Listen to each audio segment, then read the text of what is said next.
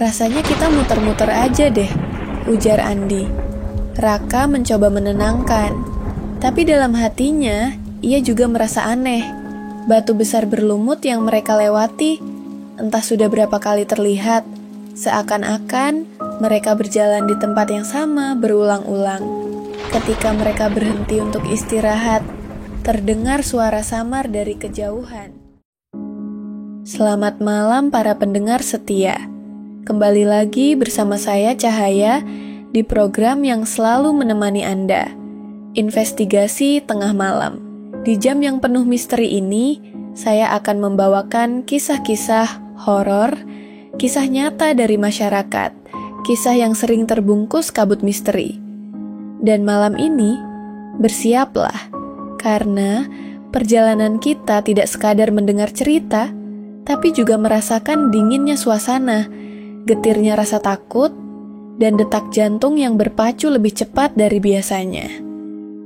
Jadi, matikan lampu Anda, pastikan pintu terkunci rapat, dan dengarkan baik-baik, karena cerita ini mungkin saja membuat Anda berpikir 2 kali untuk berjalan sendirian di tengah malam.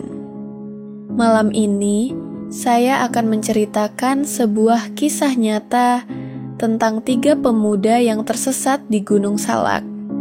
Gunung Salak, salah satu gunung paling misterius di Jawa Barat. Tidak hanya terkenal karena keindahannya, tetapi juga karena kisah-kisah mistis yang menyelimuti. Banyak orang hilang, tidak sedikit pendaki yang tak pernah kembali, dan banyak pula yang selamat, tapi membawa cerita menyeramkan yang sulit dijelaskan dengan logika manusia. Malam ini, mari kita dengarkan kisah nyata 3 pemuda, Raka, Dimas, dan Andi, yang berniat mendaki, namun malah berhadapan dengan sesuatu yang tidak pernah mereka bayangkan. Hari itu, sore menjelang malam, 3 pemuda asal Bogor berangkat menuju jalur pendakian. Mereka tidak melalui jalur resmi, melainkan jalur Cipaku, jalur yang katanya lebih singkat. Padahal, jalur ini dikenal berbahaya, penuh kabut, dan sering membuat pendaki tersesat. Seorang warga sempat memperingatkan, "Nak, kalau mendaki di Salak, jangan sombong, jangan berkata kasar, dan jangan pernah meremehkan apapun yang kalian temui di atas sana." Mereka hanya mengangguk. Dalam hati, mereka tidak terlalu peduli. Yang penting adalah bisa sampai puncak. Saat malam mulai turun, kabut datang perlahan, semakin lama semakin tebal. Senter yang mereka bawa hanya menyorot beberapa meter ke depan. Kompas yang mereka bawa tiba-tiba tidak berfungsi. GPS di ponsel pun mati, padahal baterai masih penuh. Rasanya kita muter-muter aja deh, ujar Andi. Raka mencoba menenangkan, tapi dalam hatinya ia juga merasa aneh. Batu besar berlumut yang mereka lewati, entah sudah berapa kali terlihat, seakan-akan mereka berjalan di tempat yang sama berulang-ulang. Ketika mereka berhenti untuk istirahat, terdengar suara samar dari kejauhan, suara gamelan, seperti tabuhan kendang dan gong. Padahal, jelas-jelas mereka berada jauh di dalam hutan. "Kalian dengar nggak?" bisik Dimas dengan wajah pucat. Yang lain hanya saling berpandangan. Tak lama kemudian, Dimas melihat cahaya di kejauhan. Seperti lampu petromak, seperti ada perkampungan di tengah hutan. Mereka bertiga bersemangat. "Syukur, ada warga. Kita bisa minta petunjuk arah." Mereka mengikuti cahaya itu, tapi semakin dikejar, cahaya itu semakin menjauh, hingga akhirnya hilang begitu saja. Saat mereka menoleh ke belakang, jalan setapak yang tadi mereka lalui sudah tidak ada. Hanya semak belukar rapat, seakan-akan jalur itu ditelan hutan. Jantung mereka berdetak kencang. Mereka sadar, mereka benar-benar tersesat. Malam semakin larut. Mereka membuat tenda darurat dari jas hujan, mencoba tidur di tengah hutan. Tapi, Dari kegelapan, terdengar suara lirih. Suara seorang perempuan memanggil nama mereka. Raka, Dimas, Andi. Suara itu terdengar sangat jelas, seakan berdiri tepat di samping telinga mereka. Raka langsung teringat pesan orang tua. Kalau ada yang memanggil nama di gunung, jangan dijawab. Tapi karena panik, Dimas spontan menjawab, "Yah." Seketika itu juga terdengar suara tawa panjang. Tawa perempuan nyaring menggema ke seluruh hutan. Dari kejauhan, di balik pepohonan, muncul sosok wanita berpakaian putih. Rambutnya panjang terurai, wajahnya tak terlihat jelas. Tubuhnya melayang, bergerak mendekat perlahan. Udara seketika berubah, dingin, menusuk tulang. Mereka bertiga panik. Andi menjerit, lalu mereka berlari tanpa arah. Anehnya, meski sudah lari sejauh mungkin, suara langkah sosok itu terus terdengar mengikuti dari belakang. Semakin lama semakin dekat, sampai akhirnya mereka tiba di sebuah tempat terbuka.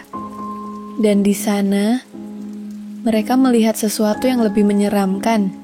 Di hadapan mereka berdiri sebuah makam tua, ditutupi lumut, tidak terawat. Anehnya, makam itu tidak ada di jalur resmi manapun. Andi melihat kain kafan yang menutupi nisan, bergerak-gerak sendiri, seperti ada yang meronta dari dalam. Raka, entah mengapa, seperti ditarik sesuatu. Kakinya melangkah mendekati makam itu tanpa ia sadari. Untung Dimas cepat menariknya. Kalau tidak, mungkin Raka sudah menyentuh sesuatu yang tak seharusnya disentuh.